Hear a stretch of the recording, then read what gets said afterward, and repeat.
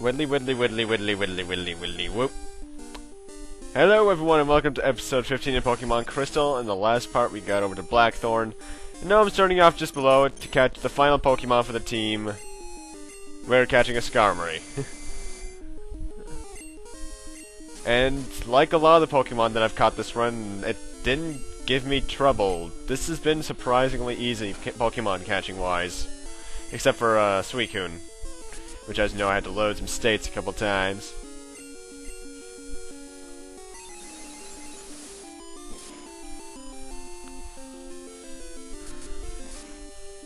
Now I'm using Skarmory because A, I can use Fly for it, which is much better, and 2, its stats are fairly decent. It can do some pretty good tanking from what I remember. That, and if you look at it, it looks a lot like Ridley from Metroid.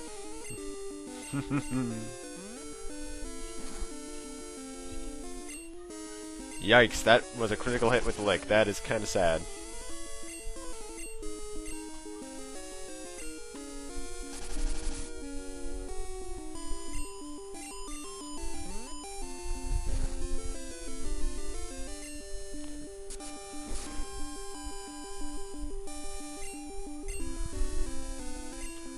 So, yeah, not really much to say, really, besides I'm catching this, adding it to my team, and notice that it's a female. This is the only female member of my party, and unintentionally. Everyone else who joined the team just happened to be male. That's kind of ironic. That's kind of funny considering I only had one female name in mind in case I ever caught one, which is pretty damn lucky.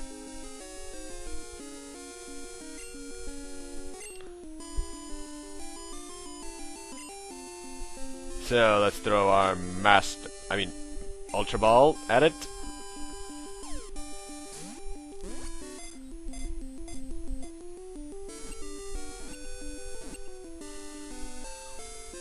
And Skarmory is ours.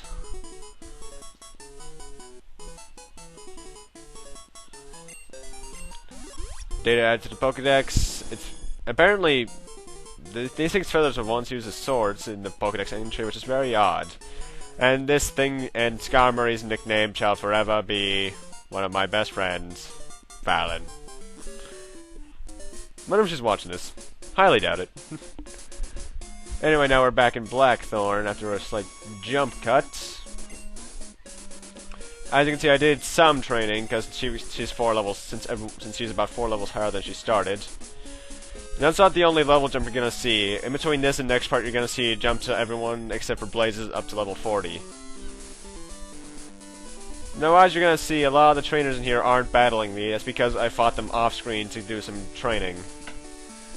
But I didn't do the puzzle because I kind of need to do that. There's only 2 trainers left in here, actually. So, yet again, have someone do strength on your side. I still have Abe using it, luckily.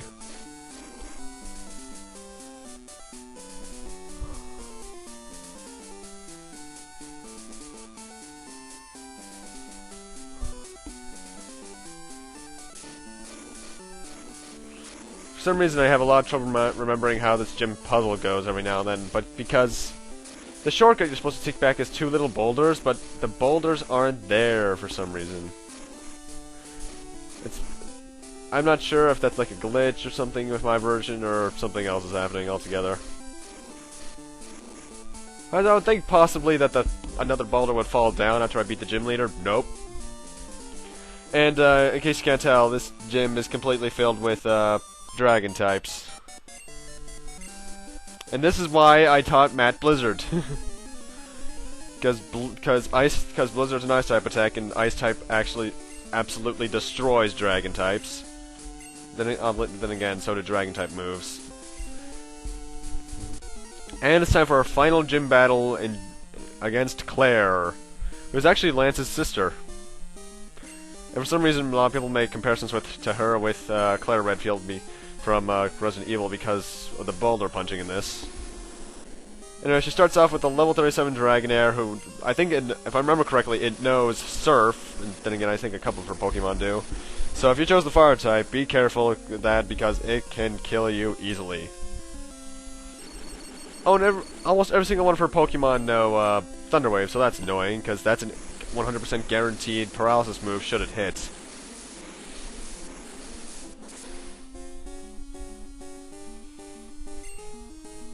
Luckily, I'm a good 9 levels higher than all of them at this point, so it won't prove to be that hard. You know, it's a bit of a long fight overall.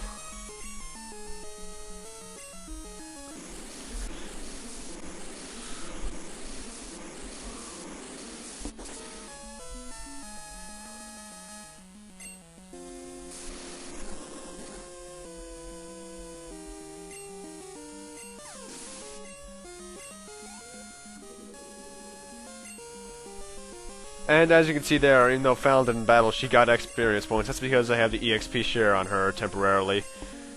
And she sends out her best Pokemon by far, which is the only Dragon type really added to Gen 2, Kingdra, which is the final evolution of Horsey. It's a Water Dragon type, which can be fairly annoying actually, because Ice type moves are pretty much put back down to normal, I think normal effectiveness, which kinda sucks.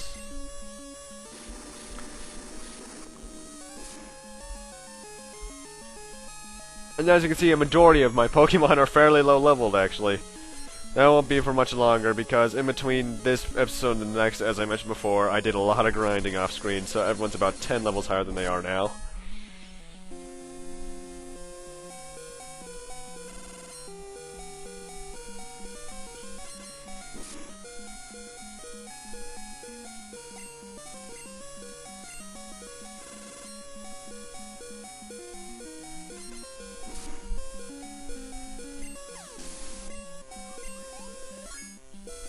And Matt grew to level 32, which is useful, I suppose. Also, as you can see just by Matt's HP, that's the entire reason I chose Vaporeon besides Surf Slave. The HP stat it has is out the roof. I don't even think Blaze has that much HP yet. Keyword yet.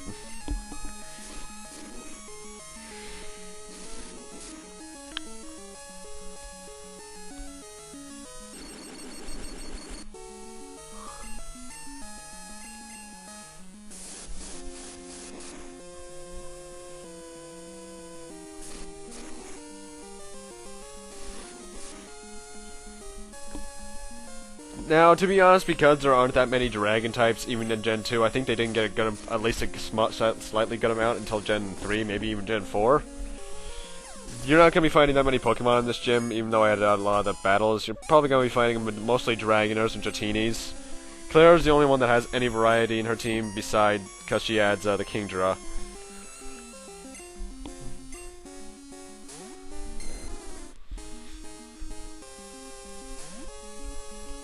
I will say this though, the reason the gym leaders always seem to lose is because they don't have any balance in their team. And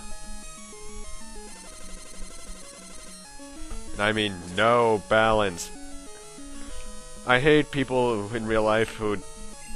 Let's just say this, I know some people in real life who actually use specific types only in their team, and they always get their butt kicked, by me especially, considering they don't know how to balance. It bothers me.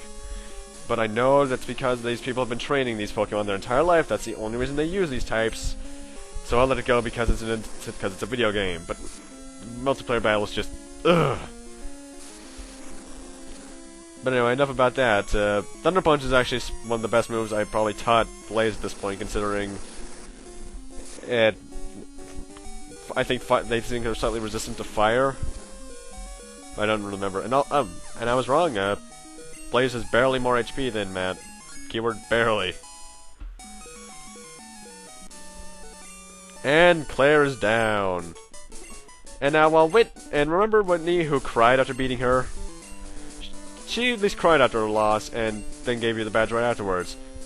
Claire here though is being a total sore loser. She doesn't admit her loss and she forces you to go to a place called Dragon's Den in the back of the town to get permission to follow a test. Luckily, I cut out of the gym and into the Pokemon Center. Now, due to certain reasons, I actually had to bring Shiny Slave into my party, so I could teach him Whirlpool, because we're gonna need a Whirlpool coming up here.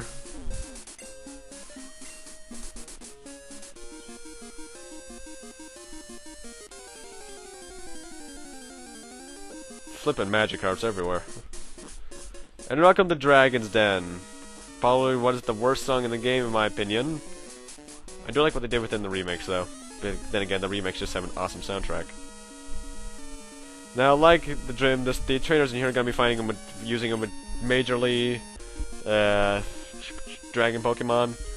And this is the entire reason I brought Shiny Slave along, the Red Gyarados, is because I taught it Whirlpool, which is the only way I can get past this, because I'm not giving Matt that HM. It sucks. And we're here. In here, we have to answer a test. And depending on the answers you give, you'll get certain rewards. If you get the best answers, you get a Dratini with extreme speed and twister. If you give a majority the best answers, you will get a Dratini with only extreme speed. Otherwise, nothing. So answer, I think it was friend, something. You can probably see in the video because I don't remember them all.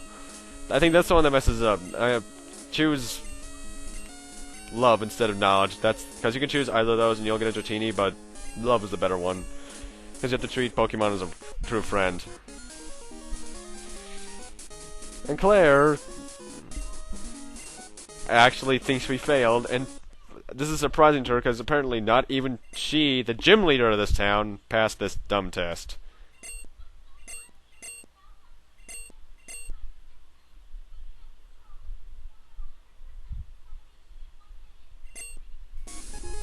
And we get the badge, I forget what it's called. Rising badge. And now every single Pokemon will obey us, no matter what level it's at. Meaning levels 1 through 100 will now follow us. And, hey! Get back here, Claire, you didn't give me a TM! Oh, thank you. Yeah, because every gym leader needs to gives us a TM for some reason, even though a lot of them aren't that useful. And we get TM24, which is Dragon Breath. I forget what it does. I think it. I don't remember what Dragon Breath does because I don't really use Dragon types all that much. I hear the closest I'll get is what's it called? Dragonite, which is pretty powerful. Anyway, I took some another Pokemon on me here because I'm here to get the Dratini I mentioned earlier. I won't be using it, but this is the only Pokemon I'm catching that I'm nicknaming something that's not one of my friends. And I really hope I spelled it right, otherwise I kind of suck. I'm naming it Endor from Never Ending Story. At least I think it was Endor. Was it? Something along those lines. I haven't seen those movies in about 8 years.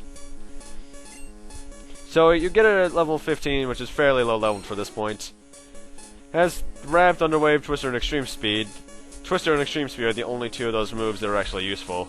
Extreme Speed especially, because that's pretty much an overpowered quick attack. I brought everyone back into my party, but off screen, Elm called us and wanted us to come over here, and we have to get to the Pokemon League from here anyway, so let's get over here and talk to him. And for the research we've been doing for him, he gives us the Master Ball, which is the best Pokeball in the game. It has a 100% catch rate, well, a majority of the time. It can fail on like 1 of 60,000, I think. That's the only time it can fail, and you can only get 2 of them in the game. One like run through the storyline like that, and the other is if you get a 100% match on the lottery game I showed you much earlier. And welcome to Route 27. Now, if you remember the original Pokemon Johto theme song, it's that it's a whole new world we live in. Do-do-do-do-do-do. Do-do-do-do-do-do. But apparently, for the majority of the main story, it is. Until we get to the Pokemon League. We're back in Kanto, which is the place where the first game takes place. With Professor Oak and everything. We're back where it all started in Generation 1. And luckily we don't run into any people named Ash Ketchum. And this is the reason I had to teach Matt Waterfalls, so we can get up here. Luckily Matt Waterfall can do some decent damage. So at least I won't be too much in pain. And did you notice that there was more to one route than to the Pokemon League? I'll get into why that is within the next couple of parts after we when we are at the credits. But anyway, come in here with your starter and your, well, any Pokemon that is really friendly toward, or really has max happiness values, and you get TM37 Sandstorm. But with happiness, I just choose your starter because that usually really likes you at this point. Anyway, Sandstorm is a chip damage move that'll slowly reduce your enemy's HP unless it's a ground or steel type, if I remember correctly. And I decided to give it to Fallon because she is a steel flying type, which is a rather unique combination, actually. And I decided to get rid of Peck.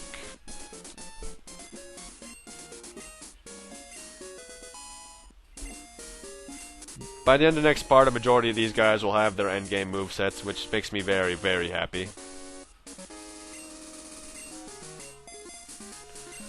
So, let's switch Pat out and fight this trainer.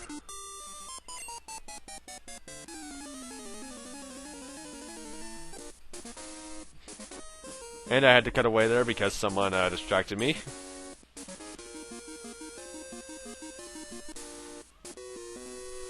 Now this is actually one of the best routes for training in the game, because the Pokemon here are high level 30s, which is actually rather nice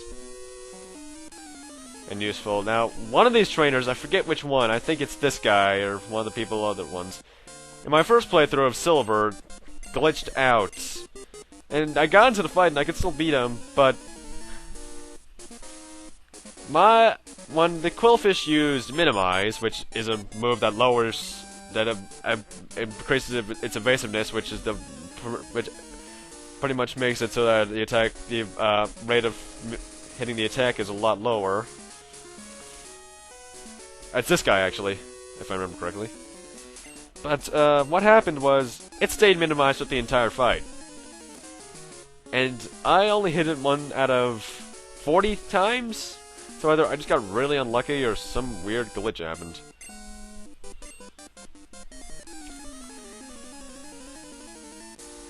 Now the reason this is one of the best places in the game for level grinding is because of this house right here. It's pretty much a free Pokemon Center without being a Pokemon Center. So you can grind somewhere on this route and get some free experience.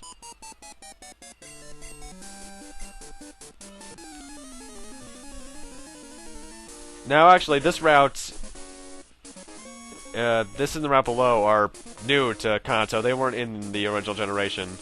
In fact, the Indigo Plateau was just the little 4 crossroads thing we'll be coming up to fairly soon, and then up. I'm not sure what happened in between this and Gen 1, even though, because I know a period of 3 years happened, so I don't know.